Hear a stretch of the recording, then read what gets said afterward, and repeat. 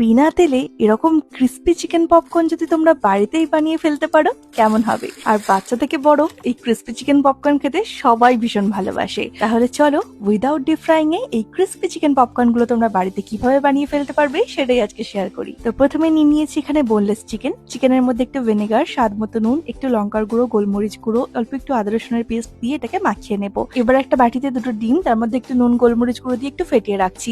আর এদিকে আমি চিকেনটাকে কোট করার জন্য নিয়ে নিয়েছি কর্নফ্লেক্স গুলোকে একটু হাত দিয়ে গুঁড়ো গুঁড়ো করে নেব। এবার এক একটা বোনলেস চিকেনকে একটু শুকনো ময়দায় কোট করে তারপর ডিমের ব্যাটারের মধ্যে ডুবিয়ে কর্নফ্লেক্সে কোট করে নেব। এইভাবে সব চিকেন পপকর্ন গুলোকে রেডি করে নিচ্ছি। এবার করবো এগুলোকে এয়ার ফ্রাই। তার জন্য এয়ার ফ্রায়ারের মধ্যে একটু ছাড় করে সাজিয়ে ওপর থেকে একটু অয়েল স্প্রে করে দেবো। আর আমি এখানে ব্যবহার করছি আমার খুবই পছন্দের গারো galaxy digital air fryer. Air ফ্রায়ারের টেম্পারেচার রাখবো 160°C 15 মিনিটের জন্য। এর মধ্যে এই ক্রিস্পি চিকেন পপকর্ন একদম রেডি। কেমন লাগলো অবশ্যই জানিও। টাটা।